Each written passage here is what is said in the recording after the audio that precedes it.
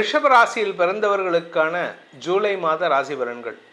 ரிஷபராசியை பொறுத்த வரைக்கும் ஏற்றங்களும் வெற்றிகளும் கிடைக்கக்கூடிய மாதமாக இருந்தாலும் எதுக்கு எடுத்தாலும் சட்டுன்னு கோபம் வருது. ஏன் அந்த கோபத்தை கண்ட்ரோல் பண்ணுங்கள். அதாவது நீங்கள் ஒரு சின்ன எக்ஸாம்பிள் பண்ணி பாருங்கள், ஒரு ட்ரையல் பண்ணி பாருங்கள். ஒரு அடிக்கு ஒரு அடி ஒரு ஸ்கொயர் மரப்பில் பலகை எடுத்து அதில் கோபம் வரும்போதெல்லாம் ஒரு ஆணி அடிச்சிருங்க. இது உங்களுக்கு எல்லாருக்கும் தெரிஞ்ச கதை தான். அதுக்கப்புறமா அந்த ஆணியை பிடுங்கி பாருங்கள், அந்த இடத்துல அந்த பலகை எவ்வளோ அசிங்கமாக தோணுன்னு. அது மாதிரி தான் நீங்கள் கோபத்தில் சொல்லக்கூடிய வார்த்தைகள், பதட்டத்தில் செய்யக்கூடிய வார்த்தைகள் உங்களுக்கு சங்கடத்தை ஏற்படுத்தும். இதில் இன்னொரு விஷயம் என்ன அப்படின்னு கேட்டால், நீங்கள் யாருக்கிட்ட கோவப்படுறீங்கன்னா உங்களுக்கு சாதகமாக இருக்கக்கூடிய நபர்களிடம்தான் கோவப்படுறீங்க. நீங்கள் உடனே என்ன சொல்வீங்க, கோபம் இருக்கிற இடத்துல தான் குணம் இருக்கும், எனக்கு உரிமை இருக்கிற இடத்துல தான் நான் கோவப்படுறேன் அப்படின்ட்டு. உங்களுக்கு உரிமை இருக்குது, அவங்களுக்கு உரிமை இருக்குன்ட்டு அவங்க திருப்பி பேசினா அதை ஏற்றுக்க மாட்டேங்கிறீங்களே. இதுதான் உங்ககிட்ட பிரச்சனை. உங்கள் பிரச்சனை என்னங்கிறத நான் சொல்லிட்டேன். அதை எப்படி ஹேண்டில் பண்ணுறதுங்க நீங்கள் பார்த்துக்கோங்க. அதுக்கு உண்டான வழிகளை மட்டும் இப்போ நான் சொல்லிட்டு வரேன். இந்த மாதத்தை பொறுத்த வரைக்கும் ரிஷபராசியில் பிறந்தவர்களுக்கான சாதகமான நாட்கள் ஜூலை 4, 5, 6, 7, 10, 11, 12, 13, 14, 15, 16, 17, 18, 19, 20, 21, 22, 23, 24, 25, 26ஆம் தேதி காலை 7 மணி 35 நிமிடம் வரை. அதன் பிறகு 31ஆம் தேதி காலை 6:30 மணிக்கு மேலே உங்களுக்கு சாதகமான பலன்கள் ஏற்படும். இதில் 1ஆம் தேதி அன்றைக்கி மத்தியானம் 1:30 மணிக்கு மேலே ஓரளவுக்கு நல்லதாக இருந்தாலும் அன்றைக்கி ஃபுல்லாகவே நீங்கள் டென்ஷனில் இருப்பீங்க. அதனால் கோபத்தை குறைக்கிறதுக்கு முயற்சி பண்ணுங்கள். இதில் என்ன ஒரு விசேஷம் அப்படின்னு பார்த்தீங்கன்னா, அஷ்டமாதிபதியான குரு, லாபஸ்தானாதிபதியான குரு உச்சமடைந்திருப்பது ஒரு விதத்தில் நல்லதாக இருந்தாலும் எதிரிகளின் பலம் அதிகரிக்கக்கூடிய நேரமாக இருக்கும். ஆனால் அதே எதிரிகளால் உங்களுக்கு திடீர் அதிர்ஷ்டம் வரக்கூடிய வாய்ப்புகள் இருக்குது. நீண்ட நாட்களாக உங்களுக்கு ஏதோ ஒரு அமௌண்ட் வரும்ன்ட்டு எதிர்பார்த்துட்ருப்பீங்க, வராமல் இருக்குது. எப்போ வரும்னு தெரியாதுன்னு இப்போ வரும். இந்த ஜூலை மாதம் 15ஆம் தேதிக்குள்ளே வரத்துக்கான வாய்ப்புகள் நிறையா இருக்குது. அதாவது சான்சஸ் எப்படின்னா 99% சான்சஸ் இருக்குது. அந்த மீதி 1% அப்படிங்கிறது உங்களுடைய தனிப்பட்ட ஜாதகத்தை பொறுத்தும் தனிப்பட்ட வார்த்தை பிரயோகத்தை பொறுத்தும். ஏன் அப்படின்னா 2ஆம் இடத்துல சூரியன் இருக்க 16ஆம் தேதி வரைக்கும். அந்த 16ஆம் தேதிக்குள்ளார உங்கள் வார்த்தைகள் எப்படி இருக்குன்னா தேள் கொடுக்கு மாதிரி இருக்கும், அப் டு 16th. அதுக்கப்புறம் நீங்கள் பேசுகிற விதமே மாறி இருக்கும். ஏன்னா புதன் 7ஆம் தேதி அன்றைக்கி 2ஆம் இடத்துக்கு வந்துடுறாரு, 2ஆம் வீட்டதிபதி வக்ரகதியில். இதனால் உங்களுக்கு மாற்றங்கள் நிகழக்கூடிய வகையில் இருக்கும். குழந்தைகள் விஷயத்தில், உடன்பிறப்புகள் விஷயத்தில் மனஸ்தாபங்கள் ஏற்படுகின்ற சூழ்நிலை. ஏன்னா நீங்கள் சட்டுன்னு கோபம் அந்த டைமில் எல்லாம் பார்த்தீங்கன்னா உங்கள் பிபியை செக் பண்ணி பார்த்தீங்கன்னா அந்த பிபி மெஷினுக்கு வெளியில் போகும் அந்த மெர்க்குரி லெவல். அப்படிப்பட்ட அளவுக்கு பதட்டத்தில் இருப்பீங்க. ஆரோக்கிய விஷயத்தில் பாதிப்பு இல்லை. ஏன்னா 4ஆம் இடத்து அதிபதியான சூரியன் 2 மற்றும் 3ஆம் இடங்களில் ட்ராவல் பண்ண போகிறாரு. 4ஆம் இடத்திற்கு செவ்வாயின் பார்வை மட்டும்தான். இந்த செவ்வாய் நிலம் சார்ந்த விஷயத்தில் நல்லது பண்ணுவார், ஆரோக்கியம் சார்ந்த விஷயங்களில் பதட்டத்தை ஏற்படுத்துவார். ஆனால் வியாதிக்கு எந்த வியாதியும் கொடுக்க மாட்டார். மருத்துவமே தேவையில்லை உங்களுக்கு. அதனால் நீங்கள் கவலைப்பட வேண்டாம். இதில் இன்னொரு நல்ல விஷயம் என்ன அப்படின்னு கேட்டீங்கன்னா, 3ஆம் இடத்துல இருக்கிற குரு அவருடைய பார்வை பலம் 7ஆம் இடத்துக்கு. அதாவது நீங்கள் யாருக்கிட்ட என்ன வேணால் கோவப்பட்டாலும் சரி, ஆனால் உங்ககிட்ட அவங்க எப்படி ஒரு நாய்க்குட்டி தன்னுடைய எஜமானர் வாலாட்டின்னு நிற்குமோ அது மாதிரி உங்ககிட்ட நீங்கள் யாருக்கிட்ட என்ன கத்தினாலும் உங்ககிட்ட தான் நிற்பாங்க. ஏன்னா உங்கள் மேலே இருக்கக்கூடிய பாசம் அப்படி இருக்கும். அதனால் பாசத்தை உதாசீனப்படுத்தாமல் இருப்பதற்கு முயற்சி எடுங்க. அதே சமயம் இந்த ரிஷபராசியில் பிறந்த உத்தியோகஸ்தர்களுக்கு உத்தியோக ரீதியாக பதவி உயர்வு அல்லது பொறுப்புகள் கூடுகின்ற நேரம்.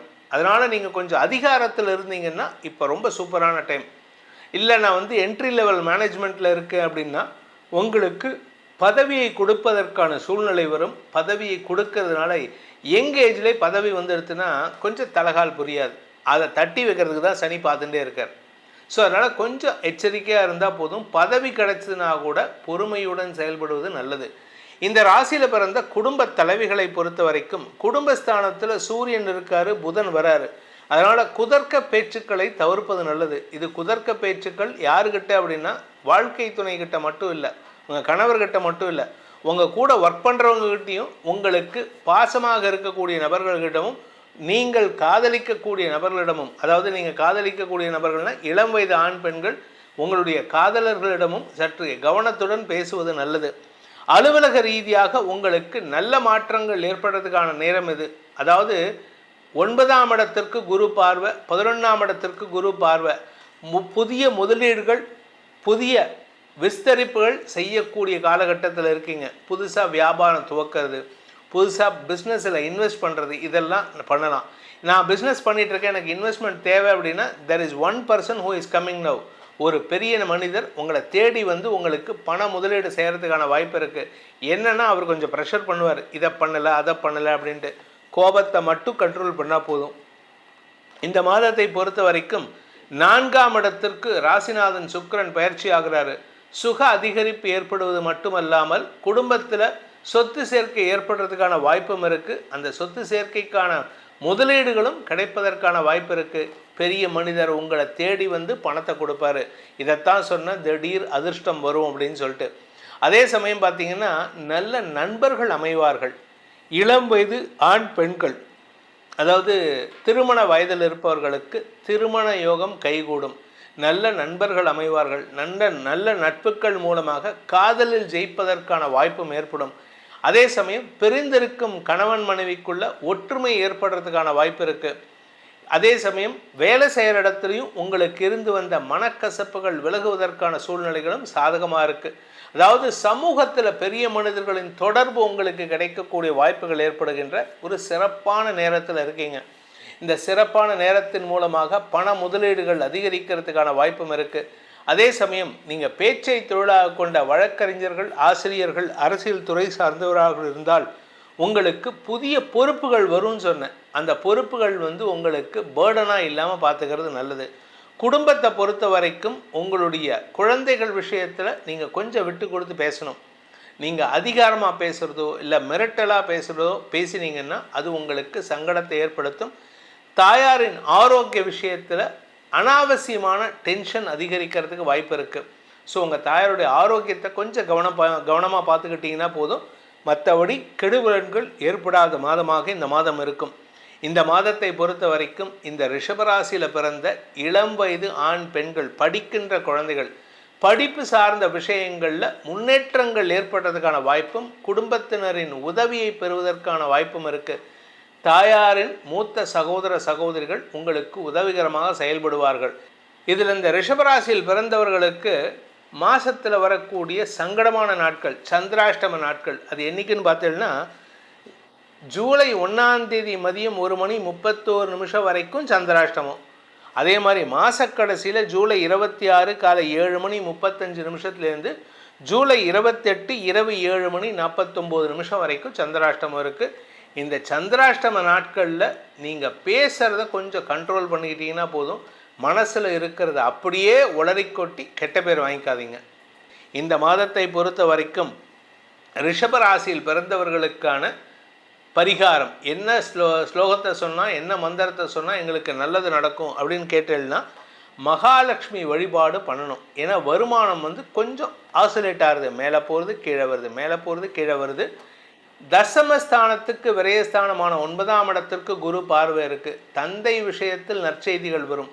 ஆனால் அந்த வேலை விஷயமா சற்று தடுமாற்றம் ஏற்படும். அதுக்காக தான் மகாலட்சுமி வழிபாடு செய்ய செய்ய செய்ய பண வருமானம் அதிகரிக்கும். அதை மகாலட்சுமி வழிபாட்டை எப்படி பண்ணணும் அப்படின்னா கனகதாரா ஸ்தோத்திரம் சொல்லி வழிபடுங்கள், இல்லாட்டி ஸ்ரீ சுக்தம் சொல்லி வழிபடுங்கள், இல்லை அப்படின்னா தாமரைப்பூ கொண்டு அர்ச்சித்து வழிபடுங்கள். உங்கள் வாழ்க்கையில் பணக்கஷ்டத்தில் இருந்து விடுதலை கிடைக்கும். உங்கள் தனிப்பட்ட ராசிகளுக்கான பலன்களை நீங்கள் அறிந்து கொண்டிருப்பீர்கள். உங்களுக்கான பலன்களை நம்ம சொல்லியிருக்கோம். ஆனால் இது பொதுவான பலன். இதை உங்களுடைய ஜாதகத்துக்கு பொருத்தி பார்க்கணும் அப்படின்னு பார்க்கணும். ஏன் அப்படின்னு கேட்டேன்னா இது நம்ம சொல்லியிருக்கிறது ராசிக்கு தான். ஆனால் லக்னத்துக்கு இதை பொருத்தி பார்த்து பலன்களை தெரிந்து கொள்வது நல்லது. அப்படி உங்களுடைய தனிப்பட்ட ஜனனகால ஜாதகத்திற்கான பலன்களை அறிந்து கொள்ள விருப்பமுள்ளவர்கள் கீழே கொடுக்கப்பட்டுள்ள கைபேசி எண்களில் தொடர்பு கொண்டு பலன்களை அறிந்து கொள்ளலாம்.